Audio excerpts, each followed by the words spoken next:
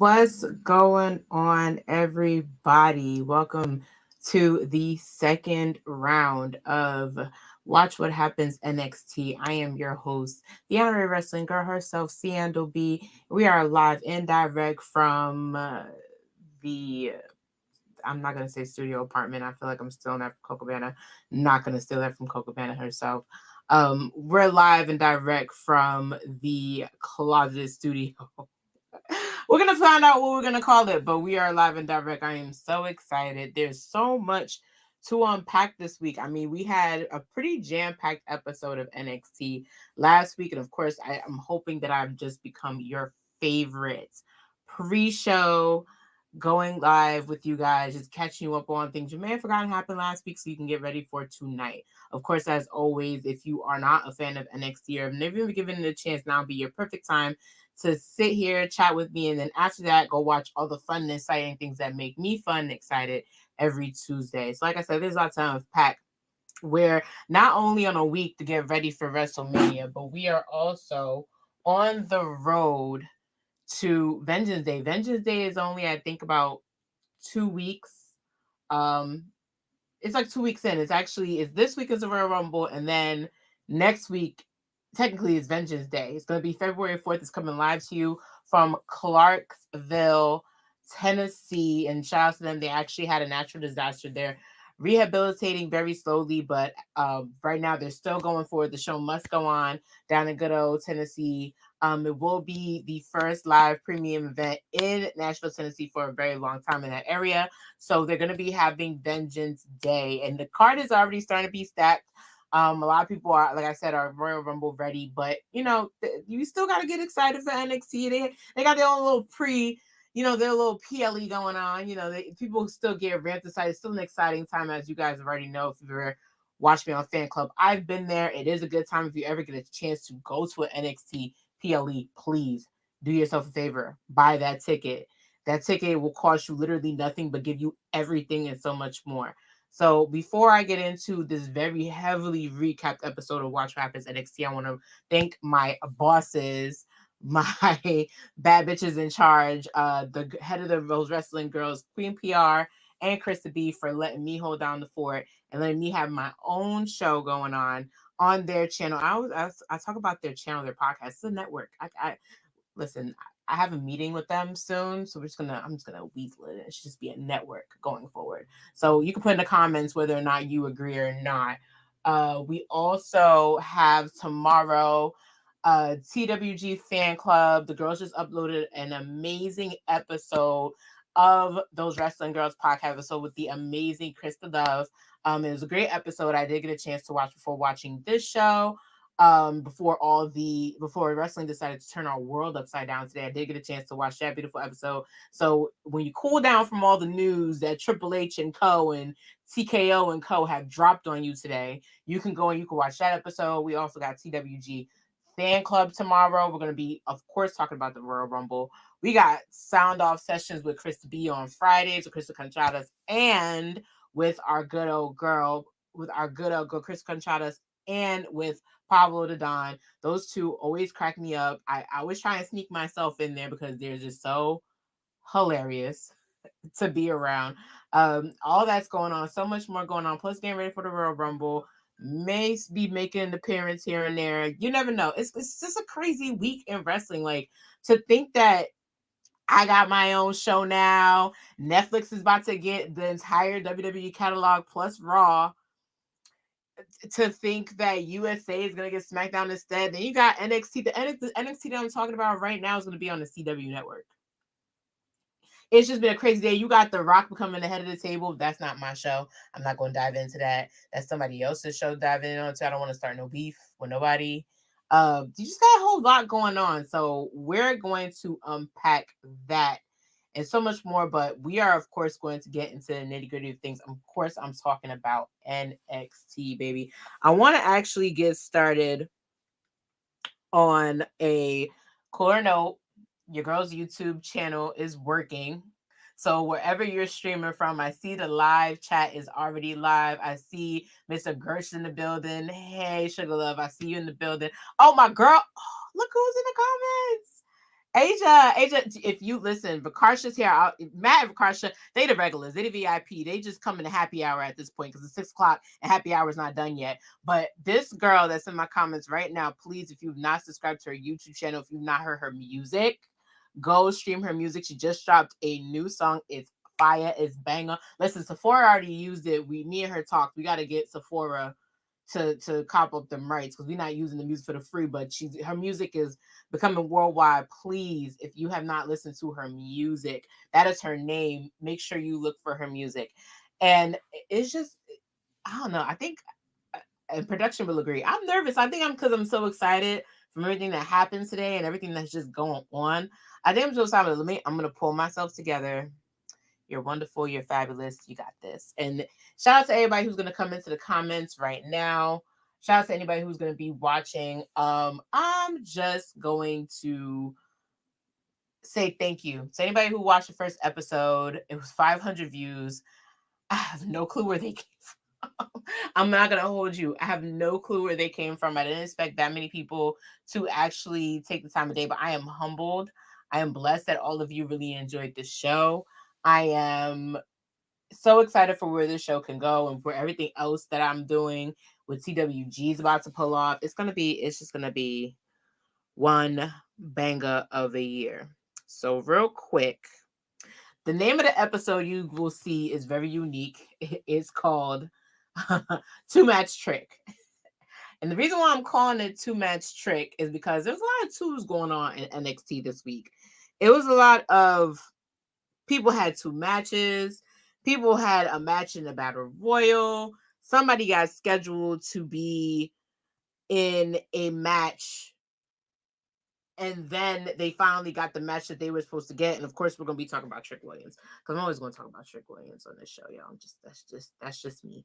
There's just a lot to unpack on this NXT. I first want to really start off by saying congratulations to the tag team that we always saw doing. We're talking about Trick Williams and Carmelo Hayes. Trick Mello Gang has finally advanced. They advanced last week, y'all, to the Dusty Road Classic, the tag team classic. And at first, what I thought, I'm gonna be really honest with you, I thought they were gonna like mess this opportunity up. I should probably never doubt my guys again. That's what I get. It's me. I'm the problem. I'm always doubting them, and I shouldn't do that. But and also part of it is because I really do believe in Idris and Malik, who are an established tag team. They've kind of been a tag team, honestly. They fraction of themselves since day one, since season 1 of NXT 2.0. So I always believed that they would have that chance. They've been working really hard. A lot of people don't see them as much, but I see them. I think they have a lot of potential, and they kind of showed off in this match. Now, it was a lot of high flying going on in this match. A lot.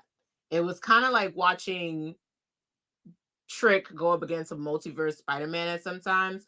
And it was also like Carmelo going up against his multiverse, like Spider-Man. Listen, there's 4 Spider-Mans in the ring because they all high fly. They all great at agility. Malik, I noticed, is getting a little bit more technical in his routines, which to me excited me to see how far they can go. And I like I said, they're pretty high flying. Like look at this boy. Look at him go. Like, come on. Like, you can't tell me that's not future excitement right there. We all just jumped for excitement with Joaquin flying from one end of NXT to the backstage of NXT the week before. But now you have him finally showing off his high flying moves, and it's not, to me, it's regular. But to a lot of people who are watching the Dusty Classic and are seeing them and them being an established team, they're like, okay, well, no, they're actually really good. And I like how Vic asks the question. There always seems to be, they always get to come up one a little bit with Idris and Malik, and then they always slip back. They always lose or they don't qualify. And I'm too also starting to wonder why. Like why? Like I feel like they deserve so much more of a chance. Like I feel like so many wrestlers deserve a chance, but we don't have enough hashtag give this person a chance. We tried that with Data Brooke. We tried that with the Divas. We tried that with so many people. Like I feel like we're almost running out of give this person a chance. And not for nothing, like you look at them versus compared to them, but these guys are the standard. Let's be real. They've been down one since day one. They've been up one since day one. You got Carmelo Hayes, who, if they possibly do win this Dusty Road Tag Team Classic, they get a chance at the NXT Tag Team Championships, and then Carmelo can become one of the first Triple Crown champions in NXT. He's not the only person vying for that, because now his tag team partner also could possibly be vying for that. I mean, they both been North American champions technically, even though Carmelo had a longer reign than his boy. We gonna scratch that from the record books. A win is a win. Like they say, a win is a win. I don't care how you slice it. A win is a win. Both of them, look at the start. Look at the swag, the star potential. Imagine them as tag team champions. Can you imagine? I could imagine. I actually like how that sounds. Trick Mellow Gang tag team champion. I don't know. Y'all tell me in the comments below if you agree that they can possibly be tag team champions, because I that sounds like sweet music to me. Actually, I really like how that sounds. So before we get into the next part, I'm just going to take a quick short break, because there's so much more to unpack. We got to get it updated. Now everything's stacked. Everything's updated. The table that we didn't think was going to have is going to change. It has changed, because people are advancing in this tag team championship Dusty Road Classic that we didn't think were going to advance. So we're going to just take a quick short break, and we're going to dive more into the Dusty Classic. It's really inspiring, and I really feel like the representation definitely matters. And if you don't have that representation, you're going to get nowhere. Like, you're just going to feel lost. Like, you're going to get nowhere. So yeah, I literally love that. Yeah, me too.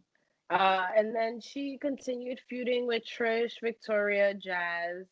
And then in 2004, she won the Cruiserweight Championship against Chavo Guerrero for the Cruiserweight. I mean, that I didn't know. But it's like, I wish they talked about it more, because they Chyna won, a men's belt, but so did Jacqueline. Yeah, give Jacqueline her flowers. A Hall of Fame ring is dope. Induction is dope, but give her flowers. They didn't even mention that in her Hall of Fame vignette. Once again, we gotta give people flowers. I'm gonna give Malik and Idris their flowers. That's what I'm going to do. I'm going to give them their flowers, because I feel like even if they don't win the Dusty, even if they didn't get involved, they didn't even make it to the next level, that's fine. But now the eyes are on them, because again, with the high flying and the fact that also, I didn't know that Malik makes his own ring gear. And he made a Dusty, I don't have a picture of it, but he made a Dusty inspired, the polka dot outfit, the same one that Seth has done before. He made that, and that was impressive. So it's people like that are clearly inspired by the business, that going forward literally are the people you still want to watch. The Dusty Road Classic isn't the end, it's just the beginning. Speaking of the beginning, we also had Chase U trying to revive what they had going on. We all know, we don't know what Chase did with that money. We don't know. We giving up. We don't know what he did with the money. We don't know if he went to play scrap. We don't know what he tried to save. We just don't know. But what they did try to do, JC actually took Chase out of the competition, and he decided that he was going to instead put in their new bright pupil student in Riley Osborne. So it was Duke Hudson and Riley Osborne versus the LWO. And it was a nice surprise to see Zelina Vega, no matter where she goes. I feel like her aura, people are going to be happy to see her no matter what. So I was very excited to see her literally come out with LWO. I'm glad they're still LWO, despite the fact that they lost. Have Ray, homeboy Santos Escobar is being a D-bag right now. Let's be real. He started his brand new Legado Fantasma and completely kicked out his previous partners. But they're moving on and they've moved up. They moved up this round in the Dusty Road Classic. So now, like I said, the bracket has changed. This is your new updated bracket for the NXT Dusty Road Tag Team Classic. So now you have this tonight, which is happening tonight. You have Braun Breaker going up again, and Braun Breaker and Baron Corbin going up against Axiom and Nathan Frazier, which I think that's going to be a very interesting match. I think it's going to be an interesting match. And I feel like, and I don't want to call it out, Brian Corbin might like go to the end with this thing. And again, I know it's a form of me not really giving people a chance that should have a chance. Like if Nathan Frazier and Axiom stayed a tag team after this, I wouldn't be upset. I wouldn't be bothered by that. You know, I would actually enjoy that. But it's just the fact that like Braun and Corbin are so bad that they're actually good together. Like even in, and we're going to get into that segment a little bit later, we see that they're both a-holes, and shout out to Kelly to the backstage announcer during their segment, which I'm going to talk about. She called it out. Baron has more the experience to get to the end of the classic than Braun does. Braun is still young. Braun is still a baby. Like no matter how strong he's done, he's already been NXT champion. We get that, but he's still young in the game, and I feel like Baron's trying to do that thing where I'm going to show you how to not mess up and be better than you are by being me. And Braun's like, listen, I don't need you. You're old. Like you've been here before. I don't need you to help me. Like I got this. And he came up with a name. But again, I'm going to go to that later on in the show. Next side, you have Carmelo Hayes and Trick Williams versus LWO, which again, you got more high flyers going left and right. Front and center. I feel like that match is going to be interesting within itself. I have no doubts it's going to be a banger, but I feel like Trick and Carmelo could take it. But if it went to LWO, I wouldn't be upset either. That's probably the only match in this bracket that I have the worst time predicting at all. So excited to see where it goes tonight. It really depends on where the Braun Breaker and Baron Corbin versus Axiom and Nathan Frazier goes. That's really all it depends on where it's going. So with that being said, I'm going to dive into another battle royal that happened. I'm going to switch to the main event for a bit.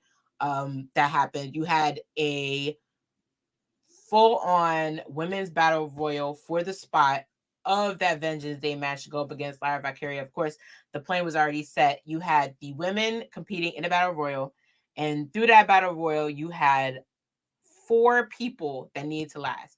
And those 4 people were going to battle it out by pinfall submission to become the number 1 contender for the NXT Women's Championship. And in the end, I feel like, and I have so many feelings about this, in the end, you have the girl who never lost her championship in the first place. And that is Miss Roxanne Perez, the prodigy herself. Now, I would be remiss if I wasn't honest and said I was kind of like, okay. I try not to be so shady on this show, you guys. I'm so sorry. I would be remiss if I didn't go, you know what? Nah. Like, I hate to say I wasn't excited, but I really, really, really wasn't that excited. Now, the people that were in the Fatal 4-Way, I would understand a little bit more. Like Kiana James, I felt like probably deserved a little bit more of a chance. I still think that Kalani is a little too early. I understand that her gimmick's like, I'm tired of waiting, which is what she said in her backstage segment. And I feel like with Fallon, Fallon probably would have been the fan favorite at that time. She's still the fan favorite at this time. I feel like this is almost too predictable. And it's mean to say that because Roxanne's an amazing talent. She's an amazing girl. This is one of the last Ring of Honor women's champions before Ring of Honor became New Ring of Honor. And that's at a young age on top of that. The youngest NXT women's champion there is left. Nothing to knock her. However, this is a song and dance that I'm okay with not seeing. For me personally, because you get the same person getting the main event over, and it's like, all right, are you pushing the people who never really had a main event? I haven't seen what Kiana James could do when there's a title online. I haven't really gotten the chance to see even Kalani. I've seen Kalani do things amazingly in a group. I've seen her do things to step up and be in a match. I've seen her do her thing. That's fine. I haven't seen her do anything in a women's match for a title. And the same thing with Fallon. Like Fallon, I felt like again had the most momentum. She just came off from finally getting one up on Tiffany Stratton. I feel like with her, she would have been the obvious choice because it would have been like, all right, you broke off from your team, you got the one up, you got a gimmick now. Yeehaw. I'm not saying the B word yet on this stream yet. We're gonna get the chance. I absolutely feel like she deserved way more of a chance than all the other girls. But we gotta see what's gonna happen between Lyra and Roxanne Perez. Like, and then I also mentioned too on Twitter that this is a different side of Roxanne Perez that we've never seen before. I feel like is different. What's up, those wrestling girls? Just in time. I feel like it's a little bit more different because she's been wilding out on everybody. She's been spazzing on everybody. She's been DQing her own matches. It's been a world from Roxanne. Roxanne really cares about that win. And there's nothing wrong with that, like I said. However, is it the time for you to just be like, all right, I want to get the championship. I never lost back. I feel like we've been hearing this from you since day one, but I also feel like the chance should have went to somebody else who more or less deserved it. So that's my cup of tea. That's how I feel about it. I don't know if anybody else feels any different about it. That's just me. I just feel like I would have been okay with Roxanne not having this one because literally it's and I don't want to say the word redundant. It's redundant. No, I'm going to say the word redundant. It's redundant. It's almost, it was too predictable. It would have been nice for somebody else to just have that chance because that's the type of person I am. Do I want another PLE with Roxanne Perez involved? I love Roxanne Perez. Don't mind seeing her, but this was just not the type of, this was not the kind of match that I needed right now. Like they could have really, and I'll be real honest with people, if they wanted to save this for Stand and Deliver, because the whole story of I never got my championship back would have played very nicely in Stand and Deliver. I feel like it would have been so much better. See, and I'm not the only one. People were like really disappointed in her winning because it's just redundant. And it's again not to knock her, but it's just repetitive. Nobody wants to see the same thing over and over again. I feel like with Roxanne, we see the same thing over and over again. It's like the pop rock, boom, you win. Great. But again, I'm only going to be able to watch this because I feel like it's a different Roxanne Perez we're dealing with. She's acting like her mama AJ. Shout out to that. I feel like Lyra is a different type of breed for her. They've had a match, but it's different when you're the champion and you're in a match. I feel like there's a switch. So again, that's your match set for, and the contract signings is actually tonight on NXT. The match is set in place. It is Lyra Valkyria versus Roxanne Perez for the NXT Women's Championship. That's just the way the cookie crumbles. No matter how plain of a sugar cookie it is, that's just the kind of cookie we gotta eat. That's it. Real quick, I want to shout out the chat again. Trey, thank you for joining. Josh, I already know you. Chase is not a Ponzi scheme. Chase is not Bernie Madoff. Josh, come on, seriously. He's not Bernie Madoff. They would have had the money if it was a Ponzi scheme. Think about it. Think about it for 1 second. A lot of people agree with me. Rakarsha, thank you for always being in the chat, and thank you for agreeing with me. Again, this is not to knock Roxanne Perez. This is just so that we understand that we are tired of seeing the same old thing. Some people want new sneakers. They don't want to wear the same color sneakers with the same color shirt. Some of us want something different. That's just the way I feel. And I'm sticking to it. So I'm going to move on to the next segment of the show that happened, which is we're going back now to Rich Holland, and him going on this solo dolo journey to be the guy that doesn't hurt people in NXT. Don't know what else to call it. I don't know how else to frame it. That's what I'm going to frame it for now. The mom named it, I'm going to name it that. So with him, he had a matchup against Joe Coffey of 1/3 of Gallus this week. And I think it showed a little bit more of a grit. He seems to be a little bit more hesitant in match. I'm not sure if that's on purpose, to be quite honest with you. I'm not sure if he's trying to really full a redemption arc, and Gallus is just like, they taunted him last week by saying, you have no one, so it's 3 of us and it's 1 of you, and we'll break you down for you to really become who you want to become. That's something that should ring out in a lot of people's heads. Like, why are you trying to get him to fight you so hard? It hits at something. It hits at something a lot bigger. I'm gonna let y'all think that for yourselves. Anyways, you have them in the match. The match was really good. I'm gonna skip over that because towards the end, you had Rich Holland basically getting beat up by Gallus. It was 3 against 1, and then the camera kept panning back and forth to the back as if someone was going to run out and save him. Of course, we were always used to Pete Dunne or Sheamus or Tyler Bate. They're no longer there. Tyler Bate and Pete Dunne are on their own thing on SmackDown, and then Sheamus is no longer there. So Rich Holland really has nobody. Like, he's no one left to help him out. And that's a big thing to think about, because for them to pan to the camera and for no one to come and help them out, that should red alarm everybody. And I think that's what's going to make the fans soften to more towards Rich Holland a little bit, is because they don't feel bad for him on the outside because of all the outside things they feel. But character-wise, you want to feel bad for Rich Holland. You don't care about him because he's by himself, but the more that he builds up these matches, the more that he wins, the more that he scraps with people who want to scrap with him, people are gonna like him. I fully believe he doesn't have to be a heel. I feel like he's gonna be a face, if that makes any sense. Like, I don't see heel mentality from him anymore. I just see a guy who's like, listen, I'm here to wrestle, I'm here to have fun, I'm here to do my job, and these unfortunate things keep happening to me. But you know what? I'm here to move on. I'm here to bounce back.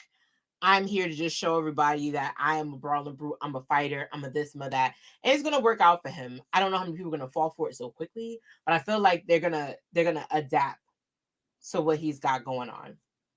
That's just my opinion. I'm sticking to it. Next order of business.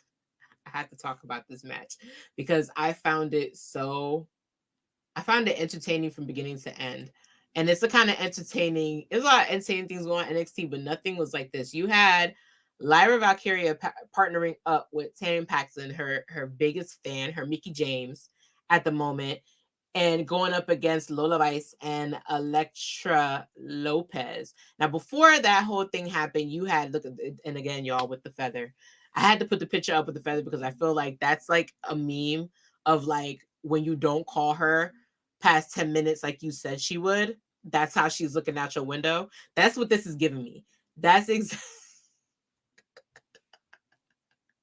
exactly what this whole thing is giving me. Like, she really, like, the from the feather to the dark eyes to her hair finally being, and a lot of people don't know that her hair wasn't that black.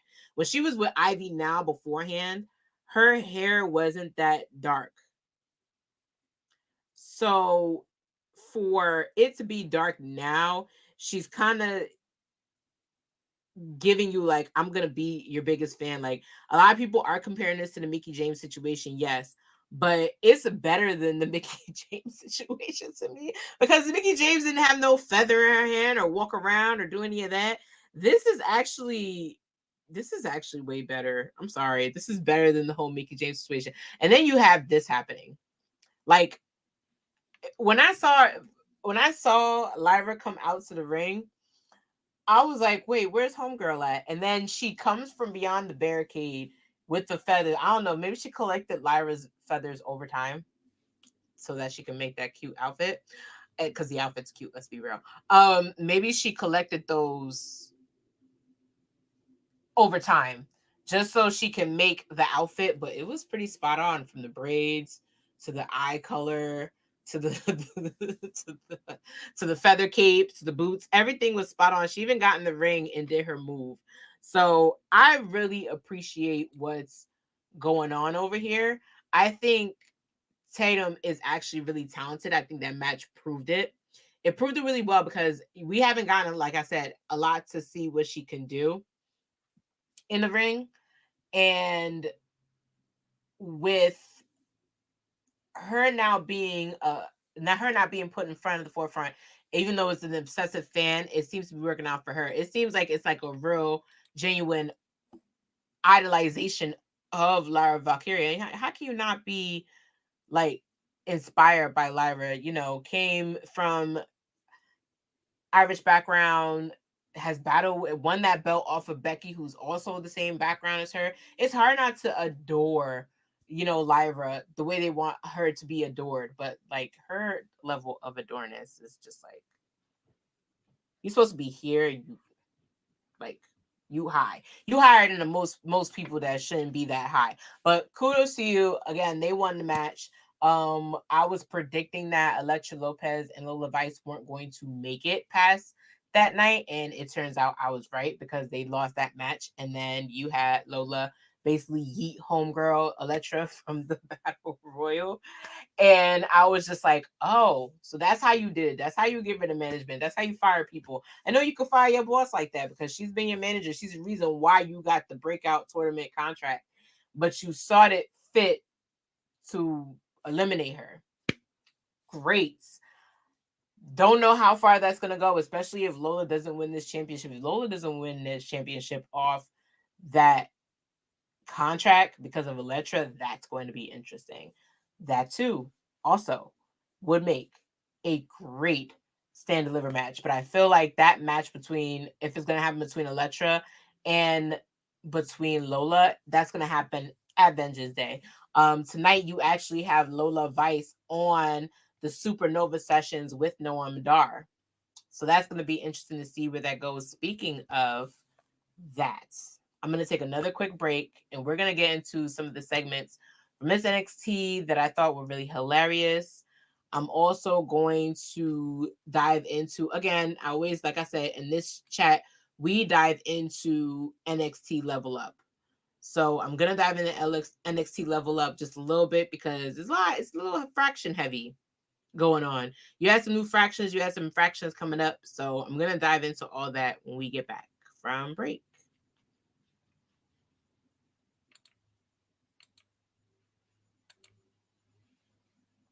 Oh, speaking of which, hold on. Let me see this comment. So, you know what? We're not going to go into break. I want to dive into this just a little bit more. So, Patrick says that she's giving Mickie James vibes in 06 when she was all over Trish. We already agreed to that. But then he says this. He says, Lyra better watch her back. I don't know. I don't know if I see that. I don't know if I see Lyra doing that yet. Do I see her going unhinged and going, I adore you. I look up to you. Like, the way she keeps saying that as long as Lyra's champion, everything is all right with the world. I don't know if I can see her turning her back on Lyra just yet. I feel like it's a little too soon. I feel like, you know, I feel like there's still a lot to grow within this unity a little bit. It's too soon for somebody to turn their back on someone. It's a little too bad. Like, they're doubling up, and I feel like they're also yeeting it to where you're going to feel like it's happening. But I don't think it's going to happen yet. I think it's going to take something really drastic for it to happen. I feel like if they wait till Stand Deliver, if they push this to Vengeance Day, I'll be surprised. If she turns on her on Vengeance Day, it'd be too predictable. So I think they're going to milk this just a little bit. I don't think they're going to do it as of yet. That's just my opinion. I feel like it's too soon. Like, because we get so used to that. People going into fractions and they're being obsessed with somebody and then they just turn on somebody. Lyra should watch her back, but again, I feel like it's way too soon for that to be going on. So, with that being said, I am gonna dive into one more match, and it happens to be we get to see a little bit more Trey Brett Hill this week, and we get to see him finally connect with Dijak. Now, I feel like Trey Hill, this is his way of getting made up for getting knocked out of the men's breakout tournament. However, that match was very short lived. He did um manage to score one up, but then you had Lexus King kind of get pissed and yell at him and be delusional and say, "You cost me my match," when you cost him the NXT breakout tournament, King, or you forgot that hair so long and that them waves so curly that you forgot that you did it first. You started this. Let put it out right there. You started it. You started the whole thing. So he forgot that even happened, and it was just interesting to see Trevor Hill. I think he's really good talent. I think they have a good gimmick going on with him. I also feel like there's so much to unpack now that there's more representation for the Indian Americans on NXT, which I thought, fair is fair. If we're going to be the worldwide company, we got to have some representation somewhere. That's the representation you're going to have. Patrick, you also think that Roxanne's going to be healed. Listen, I've been waiting for Roxanne to lose her shit for a while. I can only think of a world where things are so ludicrous. You were once on top of the mind. We talked about this with Carmelo Hayes last week. You were up there and now you're down here and you have people telling you how to chill. So I can only imagine, it's going to take one thing for Lyra to say before she loses her cool. One thing. It's going to be one thing for her to tilt her head to the left like this with all wavy. If it comes out wavy, I'm telling you, she's going to turn into her mother. She's going to turn into AJ Lee on the spot. That's what I'm banking on the most. So let's just see that happen. So again, tonight on NXT is a lot going on. You have that contract signing is going to be the hill of it all. You also we finally saw, and we're going to go into segments now. You finally saw Ilya Dragunov come back from being injured by Rich Holland this week. You then saw him basically grovel to Trick and tell him, "No, I'm a fighting champion. I did you wrong. You should have had your match in New Year's Evil. So now I'm going to give you on Vengeance Day. And I want the same thing, Brian." I keep going back to what I'm saying. So I want the same thing for Mr. Brian H. Waters. Thank you, Mr. Brian H. Waters, for getting into the chat and watching with us on this lovely pre-NXT Tuesday. I feel like Roxanne's getting there. I really think that Battle Royal meant more to her than just putting people over top and getting a rematch. I think we're gonna see something different in her. But like I said, make this Battle Royal worthwhile. Like, we get so tired of the same redundancy. And I think that's why people are starting to not be a fan of her, is because it's the same redundant thing. And I don't want that for her. I don't want that for Roxanne Perez. I feel like Roxanne Perez should be shot to the moon and above. I feel like she deserves so much more than just NXT. I feel like this is the girl that also, remember, we're in Royal Rumble season. She was at the Royal Rumble last year. So I feel like she deserves so much more than just losing. And then some people had some criticism because she was on Level Up. Nothing wrong being on Level Up. The best people go on Level Up to bring up other talent, to have matches. Like, y'all want Roxanne Perez on your TV so bad, why not have her on Level Up? I didn't see the issue with that at all. A lot of people did, but I didn't see an issue. I'll be real honest. I didn't see an issue at all. So again, we're going to go into segments real quick. But first, again, if you haven't already, make sure you're subscribing to my channel. Make sure you're subscribing to the TWG channel here. There's so much content going on every single week. I think the girls have something going on almost every day. I think it was maybe only 2 days that they don't have anything going on. I could be right. I could be wrong. TWG, if you're still in the chat, please correct your girl. Feel free to correct me I'm not sure. All I know is that it's given network. It's given Netflix so much content. There you go. So, like I said, we're gonna go into segments for a second. I just want to say, like I pointed out, Ilya's return basically told Trick that I'm going to give you your championship match where you earned it, and it's gonna be at Vengeance Day. So we have now 2 matches. We have the women's championship match set. We also have basically Ilya versus Trick. So that's why I call this episode 2-match Trick, because Trick is working hard. Trick's become a workhorse. Like, he's gonna have 2 matches if they win this if they win this match, which I'm predicting is gonna be next week. If they win, they have 2 matches, or he has 2 matches. That's impressive. That's a lot. Not gonna lie, it's a bit that's not much, but I feel like your boy had it. This is what he's wanted. This is what he's been gunning for. I feel like this could be his moment.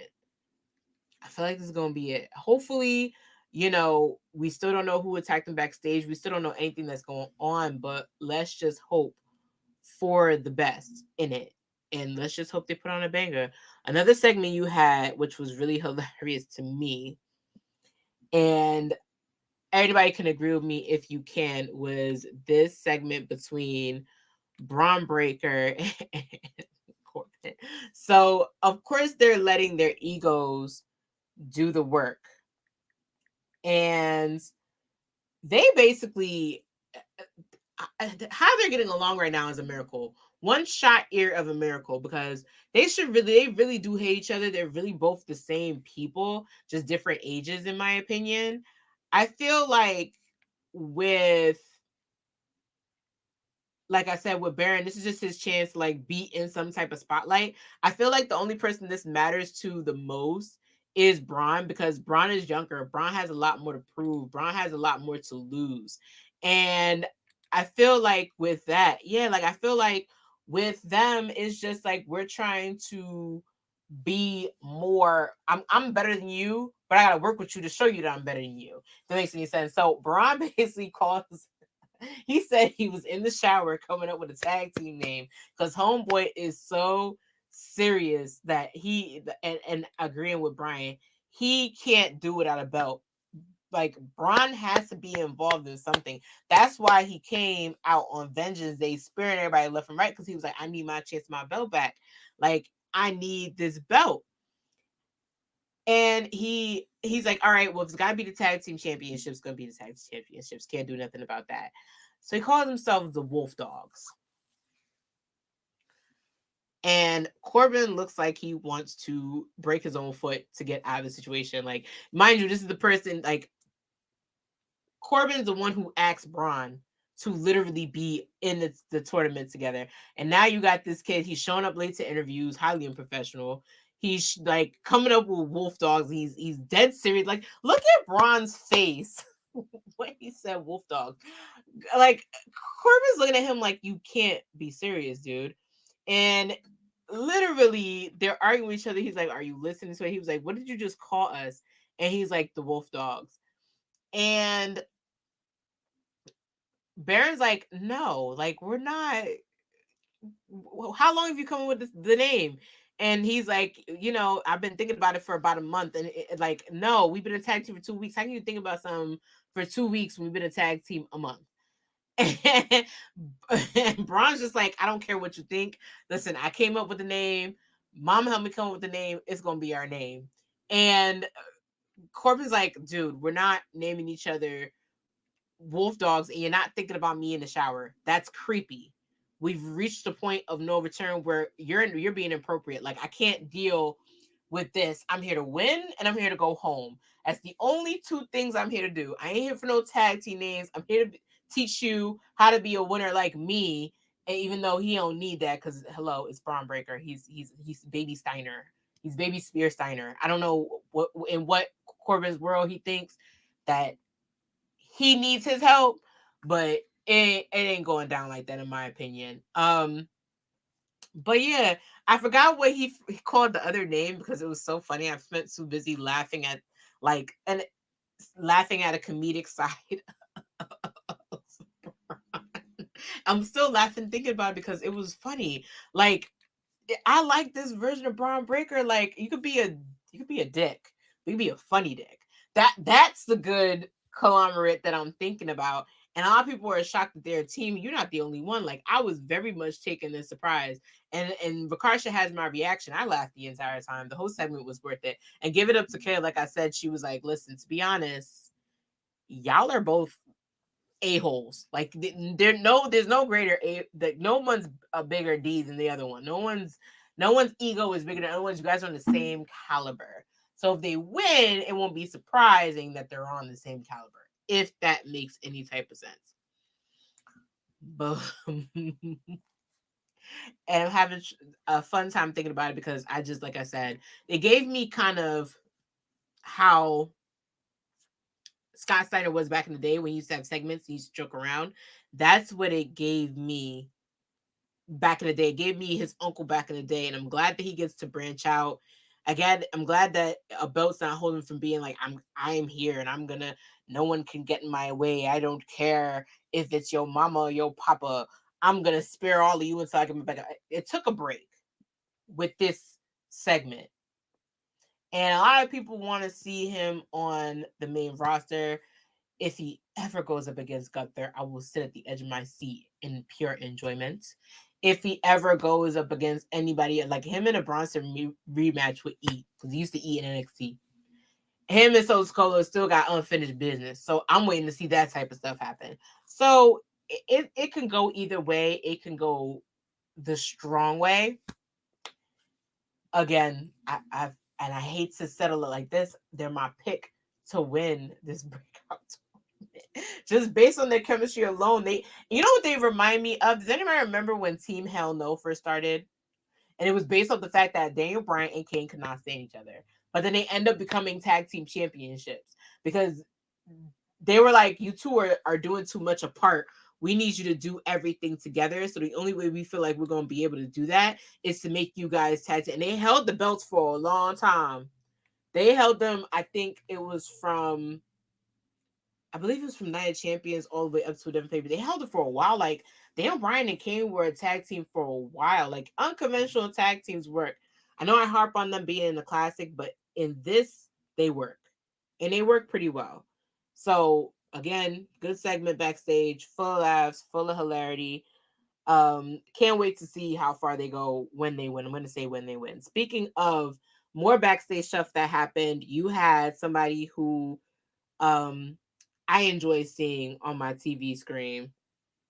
You had Noam Dar finally show back up with that cup. He took a break, obviously, because he was like, listen, ain't nothing going on with me in NXT. I'm gonna go away. And he actually got in contact with Von Wagner. Now, Von Wagner is also coming back. He was injured. He was in the storyline with Braun Breaker. He's kind of like redeeming himself. He was spending time with Robert Stone's kids and them, had Christmas dinner. Christmas is done. They got back to work. So they basically had a backstage segment, and Von Wagner's looking at the cup and looking at Noam Dar. And he's like, you really think you're untouchable? I can touch you. Like, and Noam Dar's like, you please. Like, everybody in the roster has tried. And I didn't think about this, but Noam Dar is one of your longest reigning championships on that brand with that cup. We're talking, he's beat Chad Gable. He's beat Josh Briggs. He had Jensen Briggs before. He's had people from the main roster to NXT roster, to SmackDown. He's beat a lot of people for that cup and is still going. So to think that it's never been Von Wagner's turn, I was disappointed that I missed that boat. I was really disappointed that I missed that, because I feel like Noam Dar has so much more to go. I feel like that cup is his. Like, it's been his. Like, as long as he has Metaphor on his side outside the ring, they could be next to the Judgment Day, one of the strongest fractions in WWE, and they're also the strongest fraction, to be honest, in WWE. That shocks me, and it's all revolving around Noam Dar being the championship. And one has to ask themselves, I'm going to have you guys ask yourselves, before I move on to the next segment, if what would happen if Noam Dar were to lose that cup. I remember when they had this segment a while ago where Nathan Frazier actually won the cup when Noam Dar was injured, and then Noam Dar was like, "No, I'm still the cup championship. I'm still the winner." Blah blah. And in my head, two things happened. One, I said Roxanne should have probably did that because she would still be WWE championship. She should have been like, "Listen, I never lost, so just give me back my belt," instead of saying, "Let me have a chance to fight for her back." Like that was her being a goody two shoes. If she had been on her heel shit, she would have literally just been able to been like, "No, give me back my shit. Like, give me back my belt. It's mine. I own it. I never lost it. I got sick. I passed out. I am back. Give it back." That I feel like should have been Roxanne's position. And secondly, you need fractions. Fractions seem to be a big thing. I feel like it's something that WWE does so well. It's something I'm going to dive into before the last part of this segment. But more segments that happened. We heard from our NXT North American champion and Obafemi, and just the. I'm sorry. First things first order of business. I have to go and on behalf of his mama correct the fact that he is not in fact 22. He is 25. She had to get on social media and correct the fans and say, "My son is 25 years old." And they were like, he was born in 99. She was like, "I'm his mother." His mama say he's 25. Listen, Obafemi is your 25-year-old NIL first signed champion as the North American champion. I'm not going to argue with mama, okay? We're not going to do that. But basically, he showed up. He showed up in front of the people. He addressed the people. I like that they changed his segment. If you notice his entrance, he's now called the ruler, which if you African, if you're Nigerian, being called a ruler is a big deal. It is not small talk. You are basically the Nigerian version of head of the table. So also shout out to Kaz, because on the wrestling podcast he has, he called them Fufu Gunta.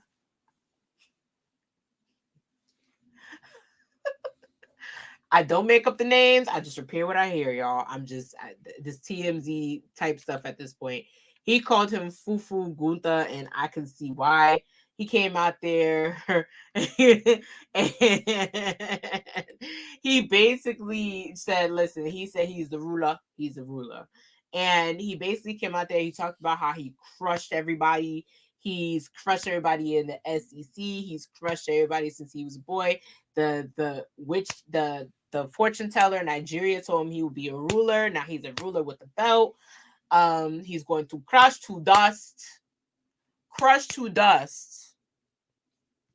I hear how that crush to dust anybody who steps in his way.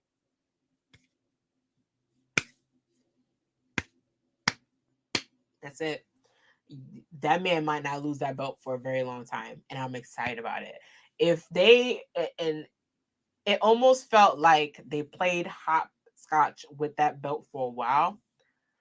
Dominic Mysterio will always get flowers from me because of how well he held that championship. If anything, that championship not only put more of a spotlight on him, it made him a better wrestler in some occasions, because you can only like fight your daddy's friends for so long. You need something to actually fight. So for him to go down to NXT, take that belt and say, "I'm not just going to have this belt just to taunt around on Raw and make Judgment Day look good. I'm going to have this belt because I'm going to prove to you guys that all you that said that I need to be back at NXT, all right, fine. I'm back in NXT and I have your belt. Now what? Give me everybody." He had amazing matches. His match with Wes Lee was amazing. His match up against Trick Williams, both the rematch and the original match were really good. His first match with Dragon Lee was amazing. His matches with Axiom, like all his matches were bar none to me his best work.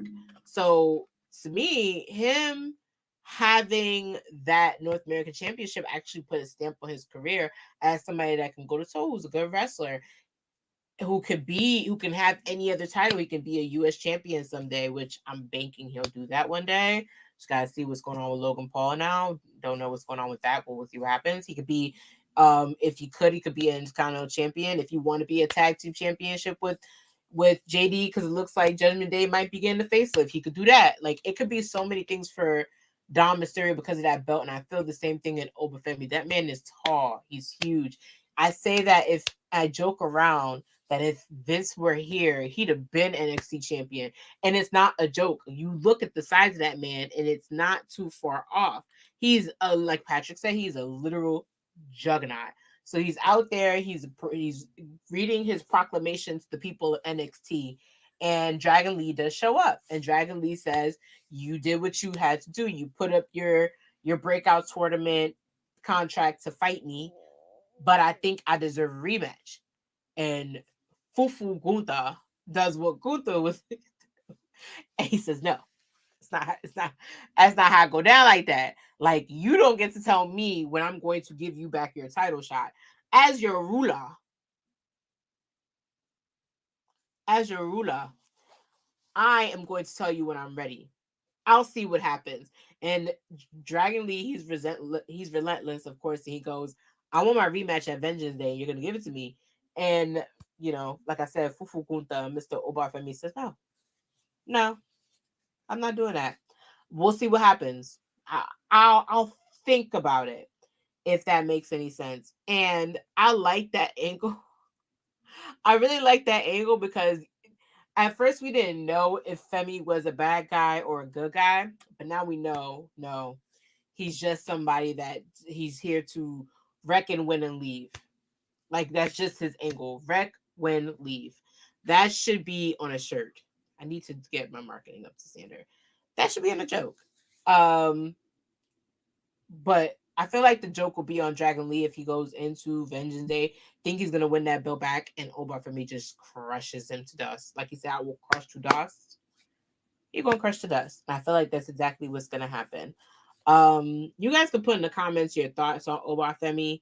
I could see a lot of longevity in him as well. Like, the stack for big guys, always room for a big guy. Just like I always say, there's room for hot bitches in WWE. There's room for tall guys. Like, a lot of people, we always joke that we want everybody black in the stable together. Just imagine him, and let me cook for a second. Him, Omos, and then if they have to have somebody who needs to take a break and be a manager, have Apollo Crews in there. Like where's the match? Because that's fire. Like, that just in my head. Like, and a lot of people would say it would give Nation a domination. No, I feel like that would smoke really, really well. I feel like if they wanted to put all three of them in the faction together, like, we are going to talk about fractions because I'm going to talk about Level Up in a little bit, and how a new fraction and how fractions are starting to grow, because I feel like that was the episode centric. I feel like that would be fire. Like, if you and even at that, I feel like if they wanted Obar Femi to be introduced, the third person again would be Apollo Crews. Even though I feel like Apollo Crews is a great wrestler, but I feel like if he wanted to have somebody in his corner after he lost the last guy that he had, I feel like Obafemi would kind of also be the guy that would just, after leaving that, would still have a lot of star potential. Like, the Fufu Gunther, he might really be the next Gunther. He might be the next long WWE form of champion there. We got to see what happens. Speaking of long, I want to talk about and dive in real quick into the segment with, of course, we love seeing a lot of people love seeing JBL. I like seeing JBL interact with younger talent. And when he picked Josh Briggs to be in that breakout tournament, I knew it was because they know the history of Josh Briggs. Josh Briggs, I feel like, is somebody who he didn't get lost in the sand. He got kind of mixed in with everything when he went over to UK. He became a tag team with Jensen, and they became the NXT UK Tag Team Championships. A lot of controversy was going around about that because they were saying, what was the point of you doing that when that division already has a tag team? Like, they had Gallus at the time, they were Wolfpack at the time, they had a lot of tag teams, and then you had the Americans go over there and basically become a tag team. But people grew to love them both while they were over there, so that wasn't really ever a problem. But now I feel like both of them are in the same boat. Like, Jensen has gone on and changed his entire gimmick. Like I said, we're going to dive into NXT. He's changed his entire gimmick. he's going into that old school retro type feel because he's still trying to find himself. It's probably the second time he's changed his intro. He has a new jacket. He has a blazer jacket on. He's giving me, I gotta figure out what he's giving me. I gotta look at his picture. He's giving me a different type of look that he's really trying to find himself after being sad that he no longer has a fraction. Whereas I feel like Josh Briggs missed it a little bit, but he knows he has to kind of sucker up and be something without anybody on his side. So it took JBL to actually come to him and talk to him and say that and you could tell that Josh Briggs is very serious because he's studying everything. He studied his match from the week before. He studied, himself. He's trying to learn himself, and there's nothing wrong with that. He basically says, "Do you know why I picked you?" And he explains to him, like, listen, you have a lot of potential, but you have to be the one that literally shows the potential. Like, you have to be the one that shows the potential in really wanting this and really going after what you want in this, not only in NXT, but in this business. And I can resonate with that. Like, you know how a lot of people don't realize that they could be promoted to a job if they just ask what the requirements are to promote the job. Some people are so focused on doing a good job, having a perfect resume, getting to work on time, doing all this extra stuff, when really it's what your talent qualifies you to do to get the job done. And I feel like that's where Josh Briggs is. He's having a lot of trouble understanding what it takes to be next. Like I said, he was with a team, he had a fraction, yet they had a manager in Fallon Henley. He doesn't know how to be by himself. But again, I'm looking at someone who I remember him. If anybody remember when if anybody remembers when Evolve was around, Josh Briggs is the last Evolve champion. Period. And he sits on the same boat as Austin Theory. So if Austin Theory can make something of himself and be pushed to a certain level, I don't think Josh Briggs really has that issue. I think it just takes a little bit more time. And time's going to be on his side. Like I said, listen, Obafemi needs people to knock and drag with. I feel like Josh Briggs could be one of them. Even if we do see a change in hands for the NXT WWE Championship, I feel like Josh Briggs is one of them. I feel like I'm looking at somebody who qualifies. Yeah, they're all still young. I feel like it's somebody who qualifies to definitely be the next in line as far as a champion. So that segment meant a lot. I feel like it was meant to push Josh out of the funk that he's in. And I feel like it works. I feel like it's going to work out. I feel like it's going to be, the future is bright. I feel like we're getting back to that slow stage. It definitely feels like WrestleMania season because they're pushing a lot of people who, if you were to draft the day ones from NXT, like all of them, if you were to drag the Roxanne Perez's and the Braun Breakers and the Carmelo Hayes and all the people that started NXT when it became 2.0, if you were to draft them tomorrow, I feel like you would still have a good number of people to watch. You would have the Josh Briggs, you would have the Klein Jordans, you would have the Lyra Valkyrias, um, you would have the anybody who's new. The breakout kids are already out. You have a lot of them. There's a lot of talent to be left behind NXT, enough for a lot more people to move up the main roster. With all the changes being made in WWE, my hope is that they take advantage of that and they try and push up a lot more people than they normally. They handpick a couple people from NXT and kind of leave everybody behind. I wish and I hope they do more than that. Like, I really wish and hope they push a lot of people because, like, not for nothing, and it's no offense, we see, and I'm going to step about the NXT bubble a little bit, we see Seth Rollins breaking his back to be WWE champion right now, but who's after him? And I'm not just talking about people who are already there established in the middle, because you already know who's always the top, the middle, and the bottom. I'm talking about who's that next star who's going best him. His match with Braun Breaker and his match with Carmelo Hayes will always sit right with me because he basically took the two people who will main event at WrestleMania and worked with both of them. Because again, they might even do a WrestleMania main event with him. You never know.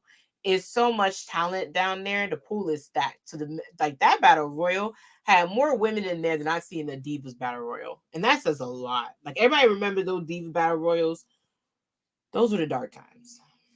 We don't talk about them anymore. It's like the forgotten son. You must never go there, son. But I don't want to go back there, and I'm glad I don't have to go back there when I see towns like that. Like even this, just real quick, Wen Sinclair, who is a indie talent. She's a third generation, I believe, that just got signed. She took Cora Jade's spot. So for her to even, and this was one of her first matches, for her to even get that spotlight enough, that says a lot. That means you're investing in the future. You know you have a future. So all in all, it was a great episode of NXT. I'm excited to see where everything goes. Yes, Gunther had potential. Forget it. Gunther had potential when he was in NXT UK.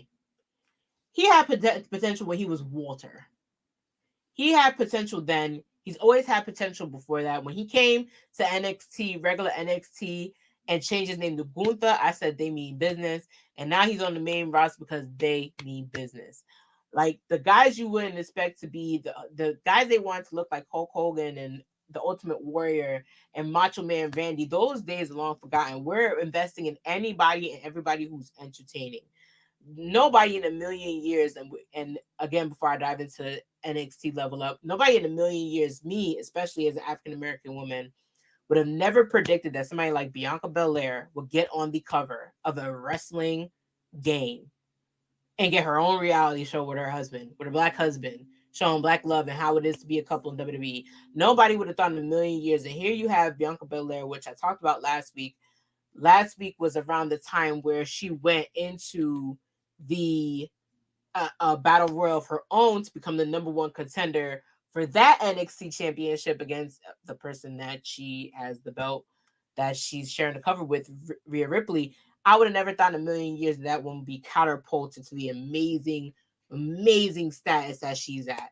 Like she went from a breakout to this top star, and that's amazing. So, but remember, I come in an era where if I saw Jacqueline come on the screen, I was excited. When I saw Jazz come and like fight with people, I was excited for her. I love Jazz. I will always give Jazz her flowers because Jazz, like Lita and Trish, put me there, but Jazz kept me there. I was so invested in seeing somebody of her stature and her strength not being put down, not being told she can't do this, but just dominate and have Teddy Long as her manager. I was so inspired by that. So for shows like NXT to showcase that, and that's why I think the segment with JBL and Josh Britt sits so well with me, is because you need that. You need people, even with John Cena coming to speak to the younger talent, coming to speak to Carmelo Hayes and Trick Williams about what's next. Even having Paul Heyman side by side with Braun, or like Rey Mysterio talk to Roxanne Perez about how important it is to represent for the Latina community. Like all that stuff is important because these people that we favored, that I favored for decades, they're about to be gone. Like half the ruthless aggression era is gone. Think about that for a second. The ruthless aggression era is gone. The same way that when the ruthless aggression era came in, they were trying to hold on to a little bit of the Attitude Era, and the Attitude Era had to disappear on its own because of the ruthless aggression. But now you're at the point where the ruthless aggression era is gone. Like only 5 people on my hand are left in the ruthless aggression era. Randy, John, and those are the people that I can just think here. Think about that for a second. Like half the ruthless aggression is gone. Like CM Punk was at the end of the ruthless aggression era, and he's back. He don't even count.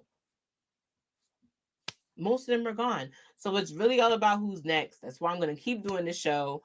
It could be 25 of you or 8 of you or 100 of you viewing into the show. I know there's somebody who feels the same way that I feel. I have Patrick who's still hanging out with me in the comment.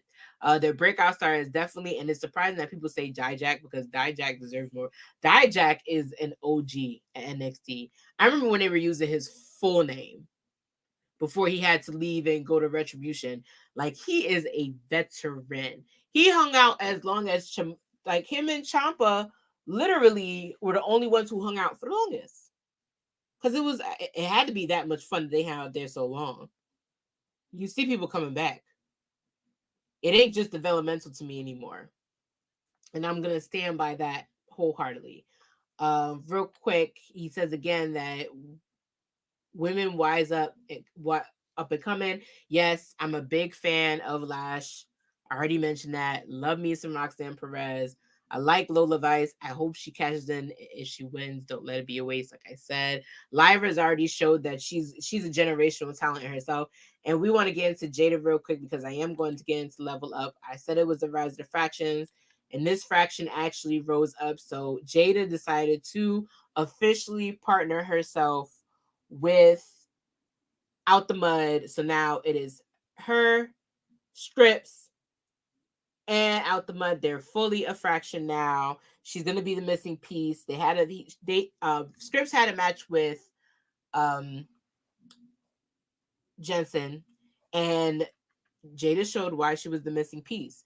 And I find like this interesting because I felt like when we lost Josh and Briggs with Fallon Henley that we were losing a lot of our fractions, but it seems like they're trying to see, because how fractions work so well in the main roster, how they work down at NXT. And I feel like it's interesting to find somebody that can go up against Tony D'Angelo and Stacks finally and make sure that little mob Ariana Razzo is not interrupted in no more matches, even though their interaction too at that battle royal was hilarious as hell. I'm not gonna it was pretty hilarious at that battle royal because they didn't even care. I don't even think they really cared about the battle royal. I really feel like they literally just wanted to beat the hell out of each other. I feel like with Jada, if she ever wanted to be a women's championship, she would have that one up because she would have somebody in her corner like Reggie. Like I said, Reggie, again, gonna give him his flowers. Amazing wrestler. He showed that on this episode of Level Up, and he showed why he's an amazing talent. So I literally am always going to be rooting for him as well. But I feel like OTM, if they're going to become the tag team championships, it's going to be an insane time. It's going to be a good time. Imagine if they would win all the belts. Like, that's what you should want in a fraction. You just want everybody to win all the belts. Am I right? Somebody can tell me if I'm right or wrong. I feel like if you don't want to win all the belts, you're just there to hang out and shoot pool and eat popcorn and catering. You should want to be the most dominant fraction on the roster. And the other fraction that took a win, they went up against Hank and Tank. And I like how they do their format because they waited until they got in the ring to show who will go up against them. And of course, you had Charlie Dempsey, who returned from a quick stay over in Japan, which they mentioned, which hint hint is a partnership to me. And even them choosing the other members, I feel like all four of them, the no quarter catch crew. I finally said it right, y'all. Ooh, I thought I was gonna butcher that. I thought I was gonna butcher that real bad because I was trying to remember the saying last week. I couldn't say it. If you watched last week's club,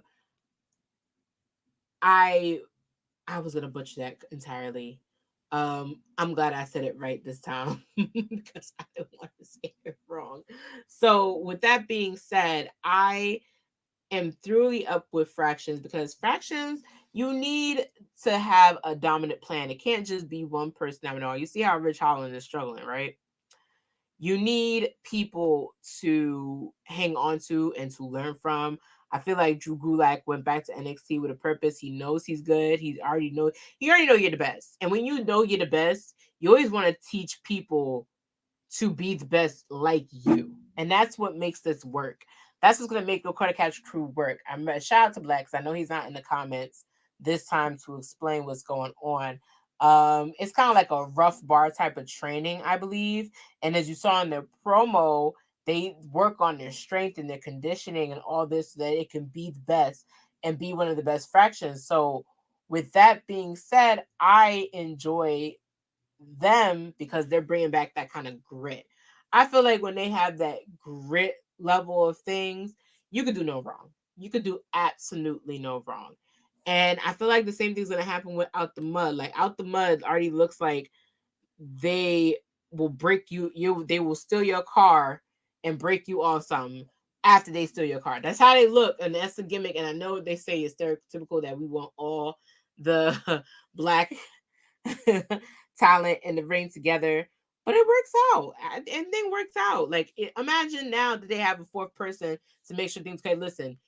On top of that, they have a fourth person to make things work out. People work better. They say people come better in twos. They come better in fours. Because look at how Metaphor has been working. Look at how Noam Dar has been able to hold on to his cup. And whatever belt they decide to go after next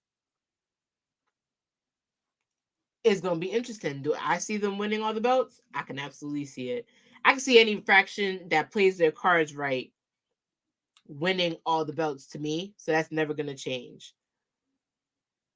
And even at that, with the amount of people that you have coming into NXT, you're going to have to partner these people some way, somehow. I understand that most people want to break off and literally just do their own thing, but you don't learn by yourself. You learn from other people. And one fraction that I know I'll always also give my flowers to is Toxic Attraction. Like, look at how dominant Toxic Attraction, from the moment that JCJ and Gigi Dolan, and Mandy Rose all stepped into the scene. When Gigi Dolan and JCJ won that championship with Mandy Rose literally by their side, in my mind, I said that they were literally going to be one of the most dominant fractions in NXT.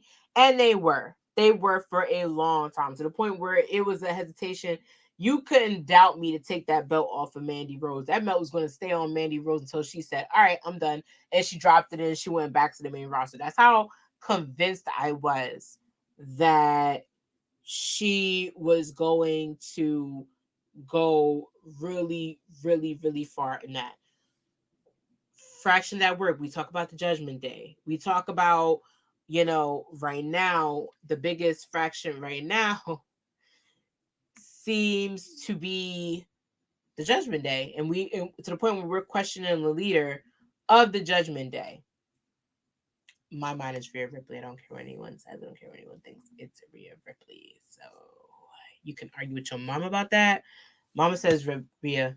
Mama, it's Rhea. You literally are entertained by fractions because you want to know how dominant they could possibly be, what territory is going to step in. Are they going to step in for a championship? Are they going to just wreak havoc? People got so excited about, for example, Nexus. I thought Nexus was the most genius thing you could possibly put on a main roster, because when Nexus, you literally had all their best NXT talent from that show say, you know what, we're not going to decide for you to tell us whether we're good or not to make it. We're just going to come out there and show you why we are the best and why we can make it. Yeah, Wade Barrett leading that whole thing. He had 4 strong men. He had 2 technicians. He had 1 high flyer. He had the best of everything. He had the best in a fraction, to the point where it was good for a moment to wreak havoc. But then when you start to realize that egos are always going to get in the way, egos are egos. You can't avoid them. They're like peeing. You can't hold your pee for too much longer. In my opinion, you can't hold up your ego for too much longer. And it worked to when it could work, when they wanted to be the boss of make John Cena work and make him their bitch. But at the end of the day, again, egos aside, it was really Wade Barrett trying to prove that he could be dominant and that he could be a vet, and he doesn't need anybody to tell him what to do or how to wrestle, because he knows how to do this. He don't need anybody's input, not one bit. But to have people under you is a power that's not known. It feels good to be the boss, period. It feels great to be the boss. That's why when you have fractions, they don't know who's the leader, and they always argue about who's the leader. I'm running this, I'm running that, because it feels great to be a leader. It feels good to say you're a boss. It feels good to say that I run this ship. This is mine. I made this. It just does. We're going to continue. I'm going to actually go into fractions a little bit more. I'm going to name some fractions probably from NXT as we wrap this show up a little bit. But I'm going to take a quick break so I can come up with some more cool fractions for us to talk to and also dive into what's expected tonight on NXT.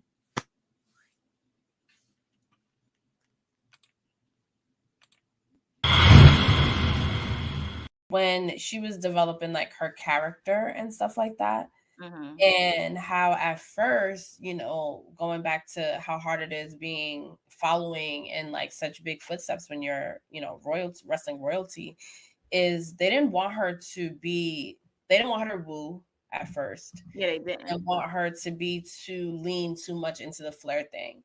And she came out how everybody comes out or thinks that they should come out with, the whole like, so happy to be here. Blah, blah, blah. That's so unlike her. Like I look at these photos and I'm just like, that beautiful. She looked like she could be a Cullen from Twilight.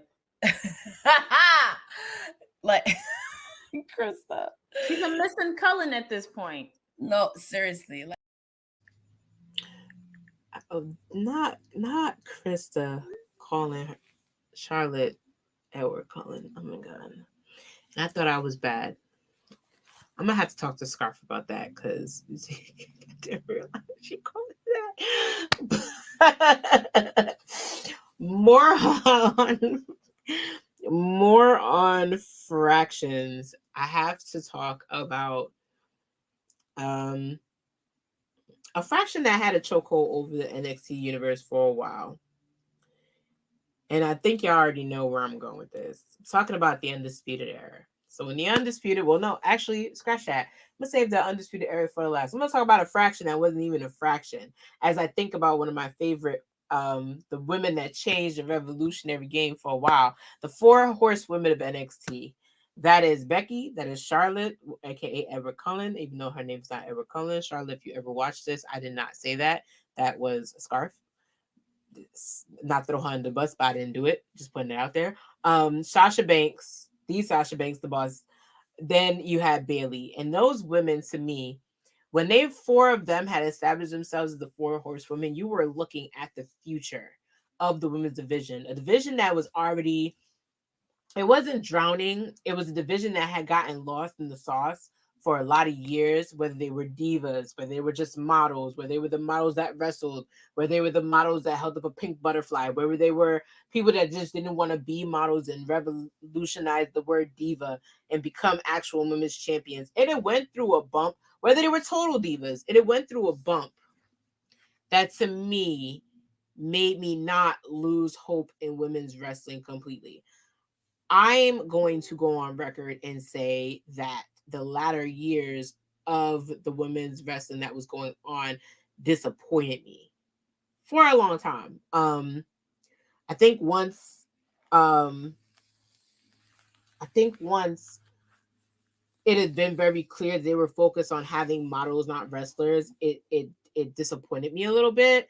My hair was, I had Lita was gone, Jazz was gone, Trish was gone, a lot of women were gone, and it didn't make me disengage completely from the women's product, but it also didn't make me look forward to it either. And I say this wholeheartedly because I felt like the women deserve more. I felt like they deserve more than just 5-minute matches. I feel like for example, the one person I always rooted for, that I felt like learned that was like, listen, if they're gonna transition from models to wrestlers, I might as well roll with punches. 2 women actually.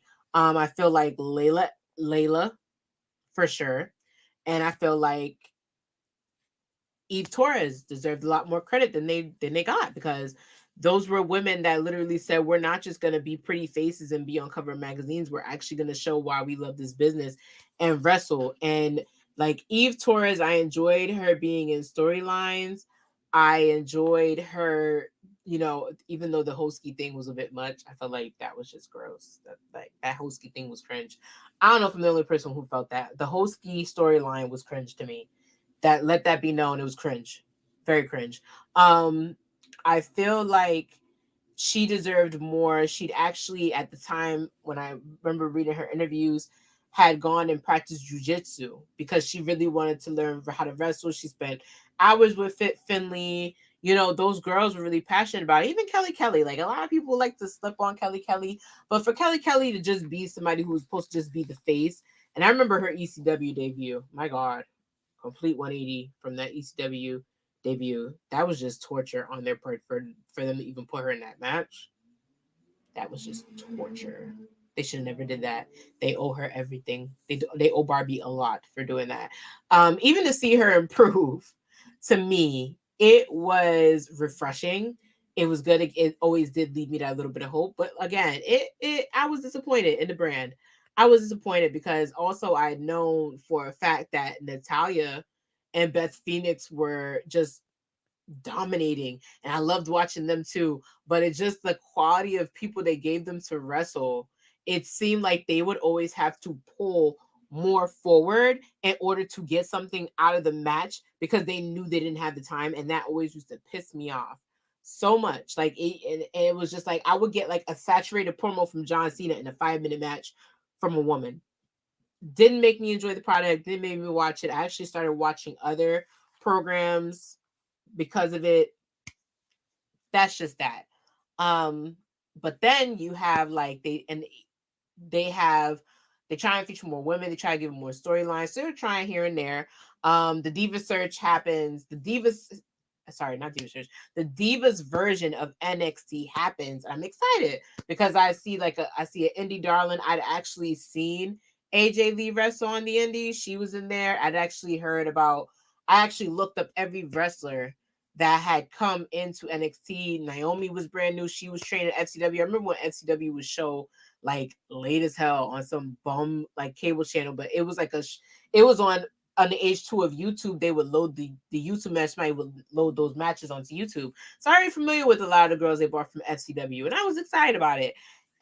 And aside from Michael Cole completely shitting on the entire thing in the commentary, I watched that too because it was finally giving like old school, like Caitlyn messing around with Dolph Ziggler when Vicky was her mentor.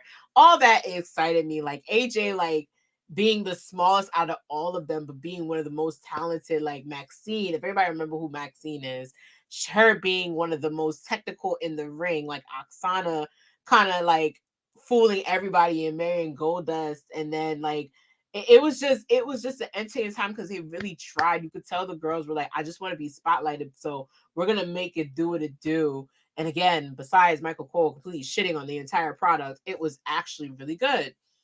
So you fast forward to that, and then they get to the main roster, and they're also trying. So now you got me invested because now I'm invested in the girls from NXT who were on that season, and now they're on the main roster. So now I gotta be invested. Like I was upset with Big Show for like a week because AJ's like 100 pounds. How can you crash into her on that SmackDown? And Daniel Bryan, you ain't clear from that because you ain't slick.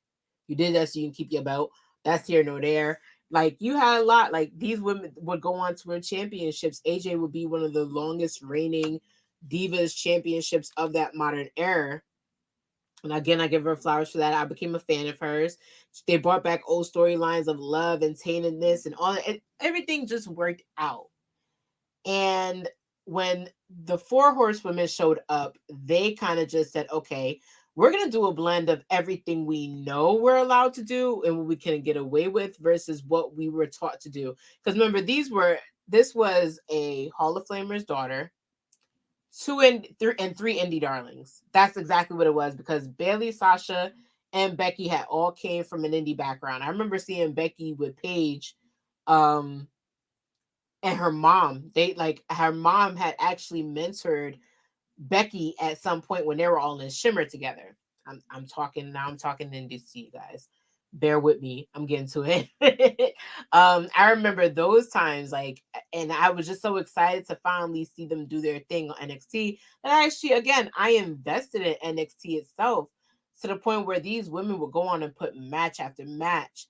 And Paige would be in the beginning because Paige was so pushed because, of course, she's young. They're going to push her to the brink because they want her to be the next big thing at a young age. We get that. But then it gave a level of chance to groom the rest of the four of them to be as great as they possibly could. And the times were changing, you can tell. because Total Divas had taken on a whole era of itself. You now have to feature all these women that are on the reality show and they're getting the spotlight.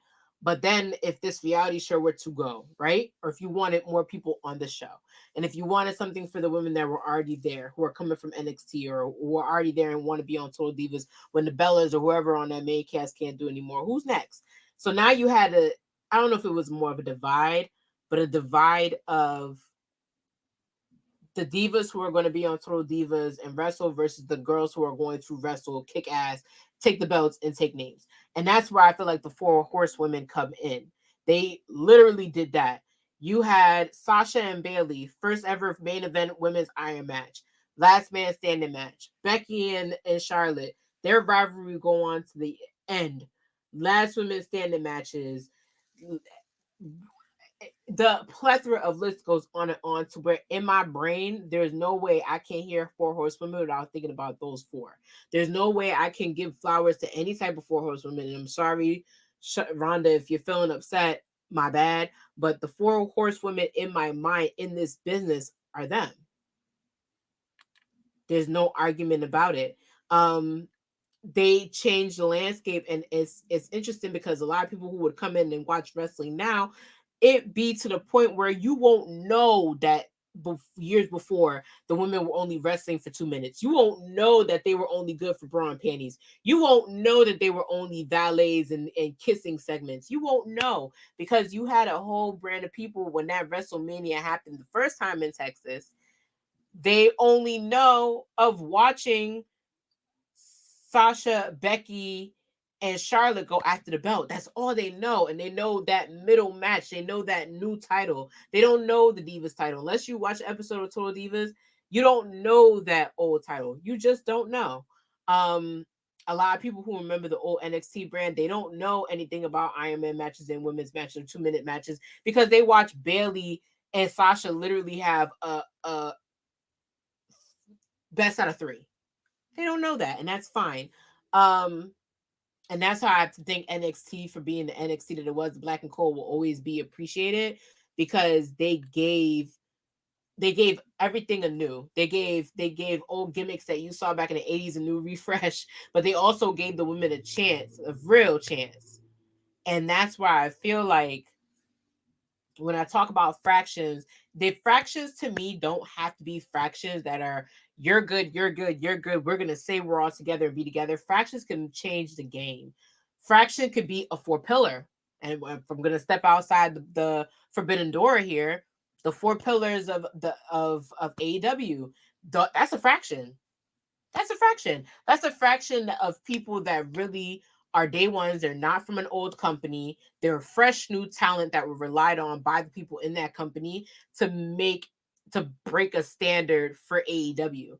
And listen, I say Britt Baker, she's the 5th pillar because let's be real, as talented as she is, she's going to go down as one of the most memorable women's champions that they had on that brand. To me, Jade Cargill, even though she's not with that company anymore, and to me she wasn't appreciated in that company as much, she's a pillar. She's a pillar because one of the first African American champions on that brand, and the longest reigning champion on that brand. You're a pillar. Your record is 53-1. You're a pillar.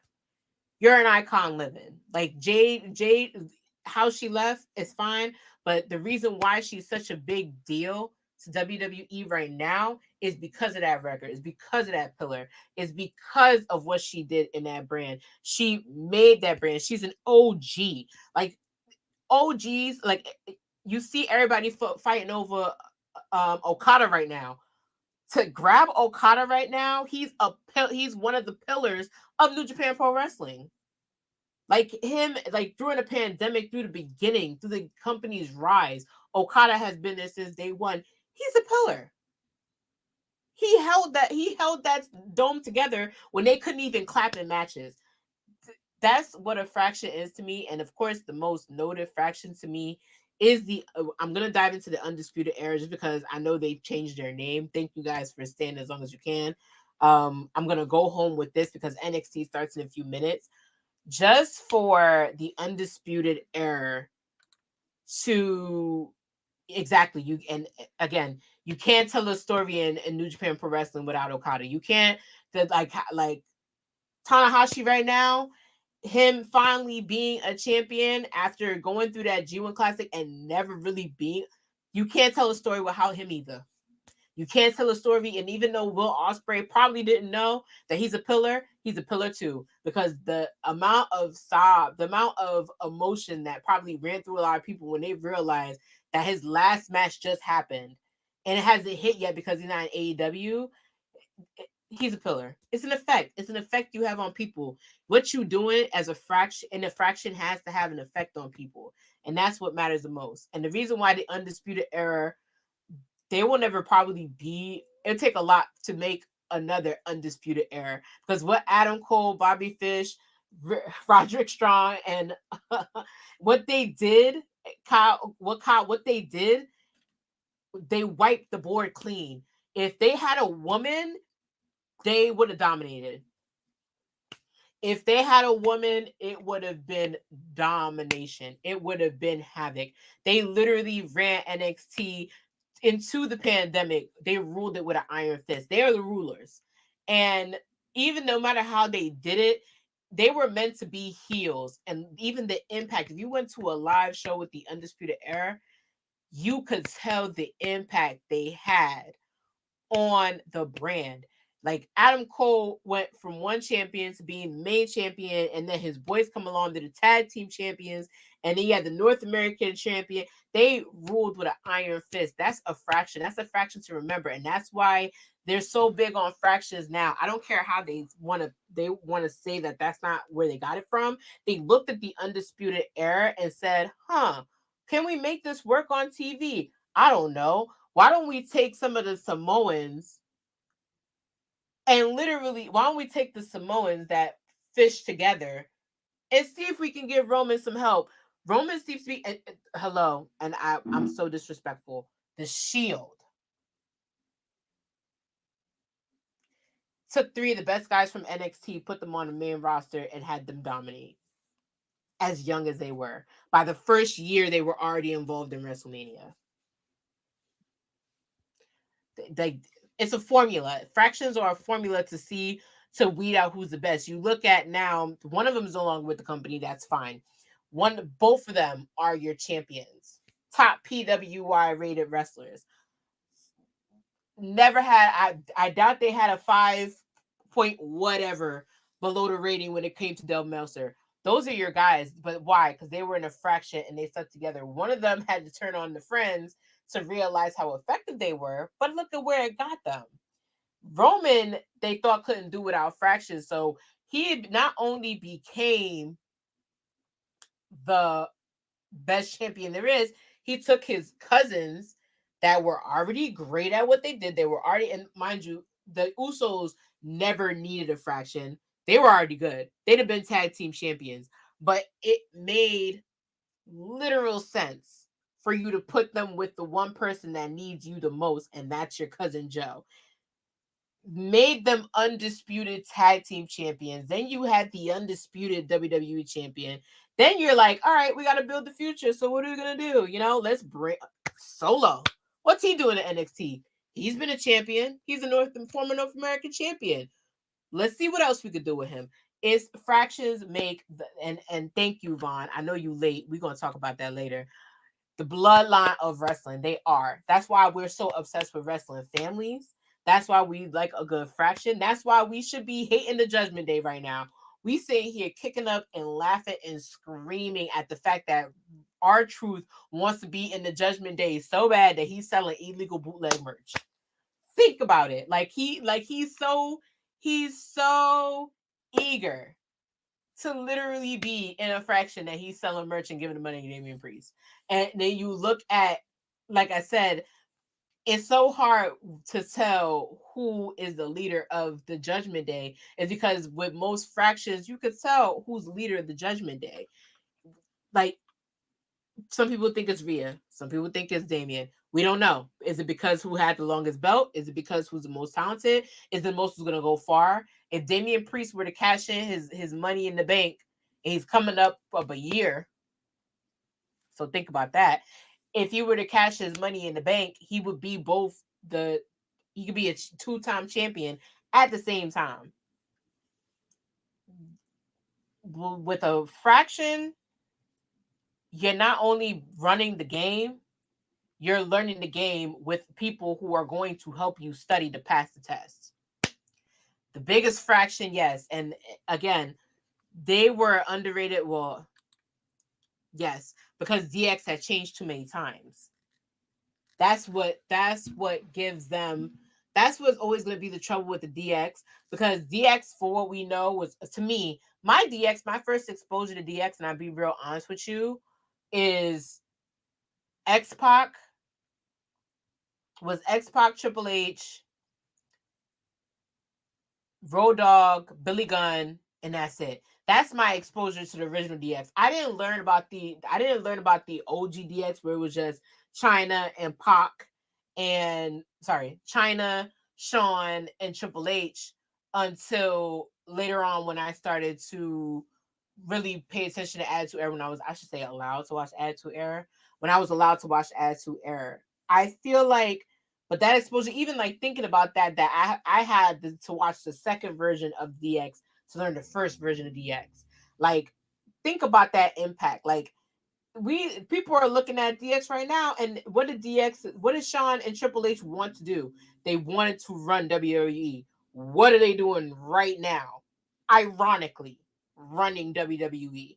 So it's just something to.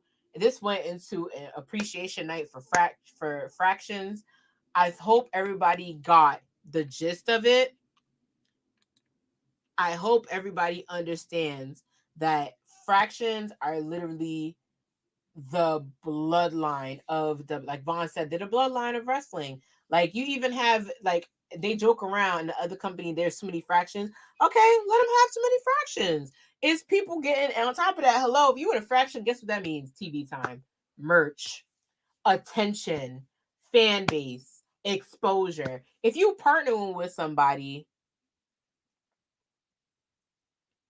and you're learning from somebody through a bloodline, and you're getting exposure and money and time and matches on top of that, it's a win-win for everybody. For the bloodline, I feel like the bloodline is going to be another DX version. I feel like that's what they're waiting on. I feel like they're waiting on getting I feel like the Shawn Michaels of it, I feel like the Shawn Michaels and Triple H are waiting for their Billy Gunn, their Road Dogg, their X-Pac, their Tory. They're waiting on something. They're waiting for people to come in and literally fold the mold into the next generation bloodline. Because listen, the cousins have already started looking like Rikishi has shown up backstage more than he did when his sons were a tag team. And that's just the God honest truth. I've never seen that man more enough to where he literally greeted CM Punk at the door at a house show.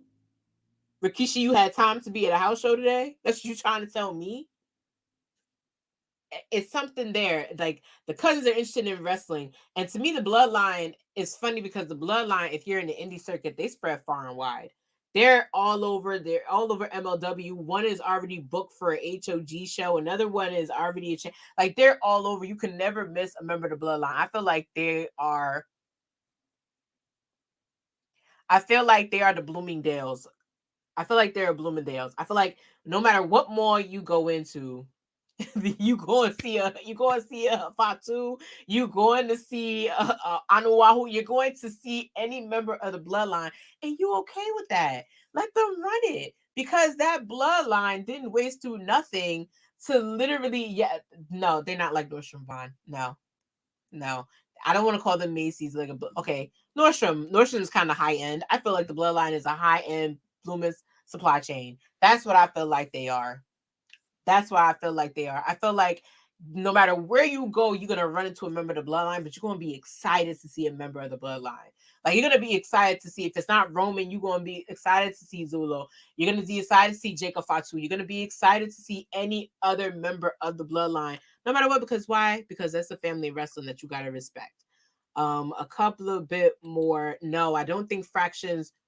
I think fractions right now are fine. if I give it another year or so, another 2 years,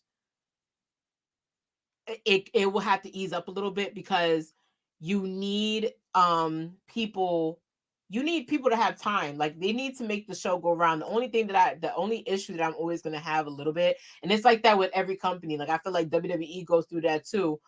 They kind of fixed their problem when they finally given the Alpha Academy some time and putting these tag teams in segment with them and letting them go back and forth to NXT. I feel like with them, they're trying to just put everybody on TV, and that's fine because they want their talent to be exposed, but they got to learn where to hit the planning curve a little bit. That's the only issue I'm always going to have with AEW. That's my topic on that. Yes, the New Day definitely, like, hello, like, you got people buying booty cereal, calling it Booty-O's. They were throwing pancakes at people and people were eating them. If that doesn't tell you the impact of putting 3 of the guys, and you thought, and it's funny because they always talk about how it was meant to be a joke, and then they were like, no, let's just have fun with it. And now it is the most successful joke that is running. Like, they're the most successful team. They've been tag team champions. They've been Intercontinental champions. They've been WWE champions. Only one of them has not been a WWE champion. Think about that. Think about that for a second. It benefited the hell out of their careers to the point where now they're on break. They can literally go chill with Drew Barrymore and invite her to WrestleMania. Think of the social impact they had, the impact they've had on the community. Like, it works in everybody's careers because, again, it's the exposure. It's the exposure to the business. Everybody's looking for exposure. If a fraction is going to be the way for you to do it, no, I'm not slandering Nordstrom's, Vaughn. I actually love Nordstrom's. I have to go there tomorrow, to be honest. And and here we go. We full circle. A member of the Bloodline is literally on the board of directors of TKO. The people that said they could run that company one day are running the company. And they're all what involved. We talk about nation of domination so many times. So many times. And look at one of them is now a board member at WWE. Like, yes, the bloodline runs better than the Wayans brothers. So many comments. I'm so glad you guys are enjoying this conversation, but I just want everybody to understand. I don't want to hear, I'm hoping not to hear the complaint of fractures on NXT, because the fractures are going to work and benefit. I personally like how Out the Mud is growing. I've enjoyed having Tony Stacks and Tony D'Angelo and Channing Stacks add Ariana Razo to their roster, because they're talking in the corner of Peraza, like in the corner of Peraza, waiting for homegirl to get out of school because they got to teach her a lesson. I like that. I like it all. I like when people are coming together as a tag team. It's probably why I'm enjoying Dusty Classic a little bit, because I enjoy people just coming together, and I like to see what's going to happen after that. I want to see where everybody goes after that. Hell, I'm in a fraction right now. I've been with TWG for how goddamn long? I've been riding with them for so long. You can say I'm a part of a fraction. I mean, I feel like they're a tag team. I feel like, I hope I'm not like the Paul Heyman of it all. I don't know. I hope I'm not like being our truth right now with those wrestling girls. But I feel like that. I literally feel like those wrestling girls are a fraction. I feel like they've grown. I feel like they're I always say they're going to literally be a tag team when they're in a nursing home, talking about how great it was that we all went to Royal Rumble together. I feel like that's what it's going to be like. I know I'm not JD McDonough. I'm not JD McDonough. Nope. You know what? I'm Dominic Mysterio. I like that. There you go. I'm down. I'd rather be Dominic Mysterio than JD McDonough. There you go. So to everyone who loves fractions, I want to thank you guys for sticking as long as with me and hanging out with me and still being involved in the comments. Hell no, I ain't got no bobblehead, but I would cry. And I'm glad Ricardisha, thanks for coming in. Dylan, thank you so much for coming in. I'll see y'all again next Tuesday at 6. NXT is actually starting in 1 minute. Just a reminder, tomorrow I will be a part of the fan club edition, Royal Rumble fan club edition of those wrestling girls. It's going to be a fun show. We're going to talk back at all our moments, our favorite Royal Rumble moments, our favorites surprise, I guess, wins, entries, all that. We're gonna dive into that. We're gonna see. Maybe I can sneak in a conversation about how fractions actually help the Royal Rumble if I do my homework close enough. We'll see what happens. But anyways, like I said, it is your honorary wrestling girl, Seindole B. Thank you guys for tuning in. I can't wait to see you guys next week. And also, I have a special announcement next week. Something coming out. If you can't follow me on TWG, feel free to follow my personal YouTube channel. I also stream the show there. If you can't catch it on Twitch or on YouTube, don't be afraid to like and subscribe to my YouTube channel, guys. I'm so excited. I finally got it back up and running. It's a wild time. I'm glad to be a wrestling fan. I'm glad to be an honorary wrestling girl at this time. It's truly a blast. It's a blast being with y'all in the comments. We'll be back here again next week at 6 o'clock sharp for Watch What Happens on NXT. Love you guys.